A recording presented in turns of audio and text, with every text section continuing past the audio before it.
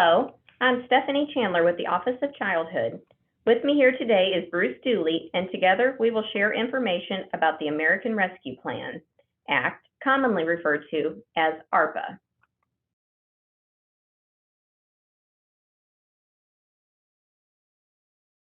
Before we begin, we want to give you an overview of what will be covered today. We will review the Child Care Relief Funds so that you understand the difference between all three. We will discuss the American Rescue Plan Act, or ARPA, specifically the ARPA Stabilization Funds, including who is eligible for these funds and where to locate funding opportunities. Last, we will review the steps you can take to be prepared to apply for funding.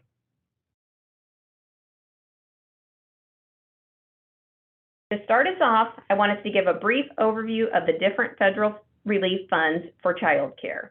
It can get a little confusing, so hopefully this is helpful to show the distinctions. First is the CARES Act. These funds were expended on several activities related to expanding income eligibility and other benefits for families, and various one-time grants to child care providers. Second is the Coronavirus Response and Relief Supplemental Appropriations Act, or CRRSA.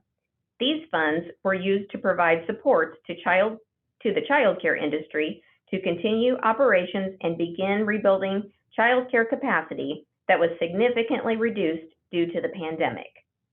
And finally, the American Rescue Plan, or ARP Act.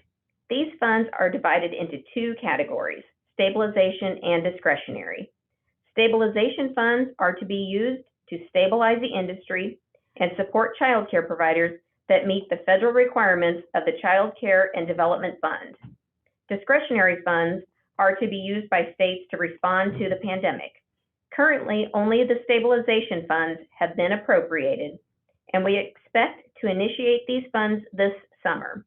So that is what we will be discussing today.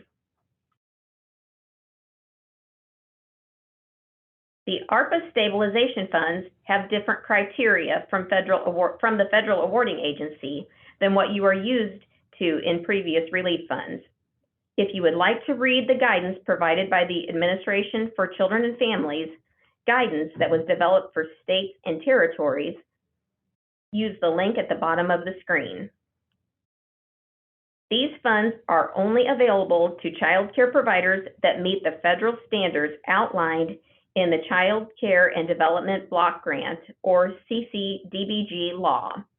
The CCDBG law specifies basic health and safety requirements that must be in place for states to award CCDF dollars to child care providers.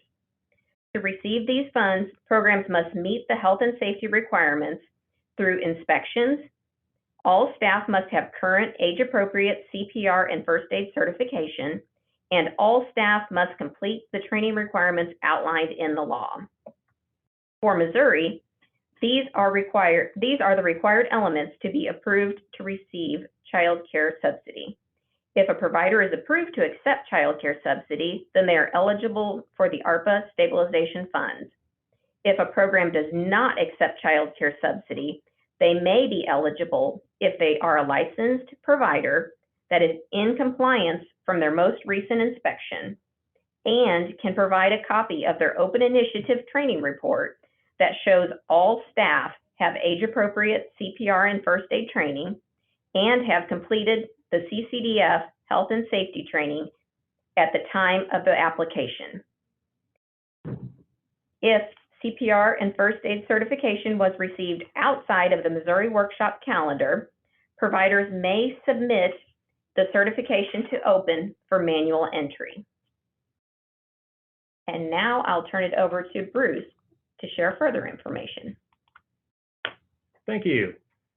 Child Care Relief Funds information can be accessed through the Early Connections website using the address on the screen. Then click the button for Child Care Relief Funds.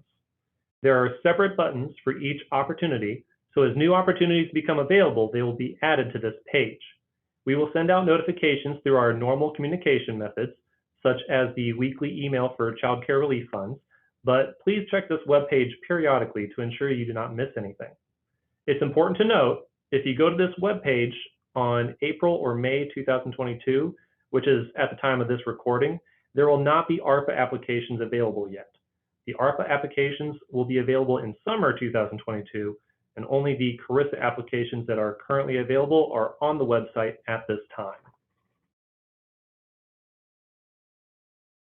At the top of the web page, we have identified a few things that are common across all of the funding opportunities, and that includes the upcoming ARPA funds.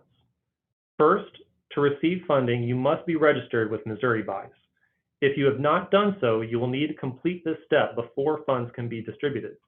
The fastest way to receive money is to sign up for EFT. If you prefer to receive a check for payments, it is a longer process and will take more time. Next, you will see the request for tax clearance. This letter is required before funds can be issued. We have a form with DESI information pre-populated on it, so if you use the one available on the Early Connections website, the Department of Revenue will send a copy directly to us to save you a step. E-Verify must be completed. Be sure to read the instructions to identify which portion of the form applies to your business. There are 3 boxes, box A, B, and C, and you only have to complete one of them.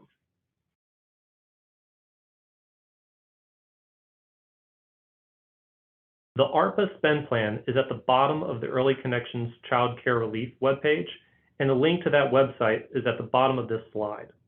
There are 4 funding activities that providers will be able to apply for in the future.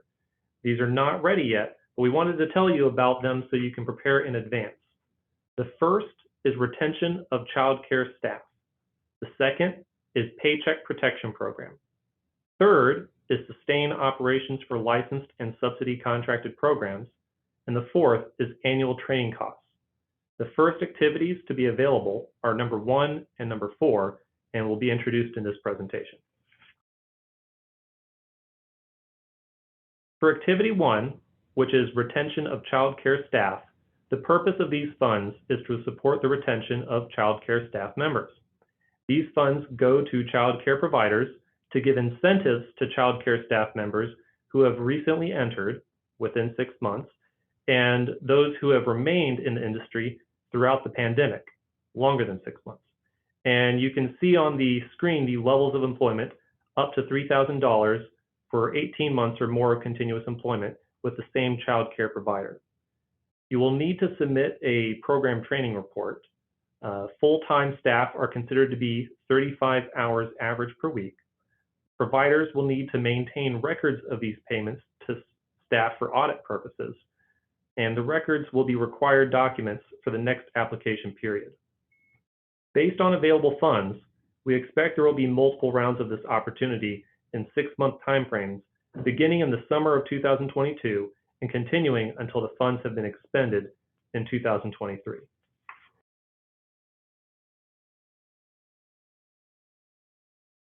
We know that training expenses can be a barrier to contracting to receive subsidy, so this activity will help to alleviate those expenses.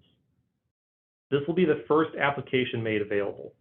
The amount paid is based on 1 year of assumed training expenses, $195, including payroll costs to attend health and safety training, CPR first aid, and other required annual training incurred for each child care staff member employed at the time of the application.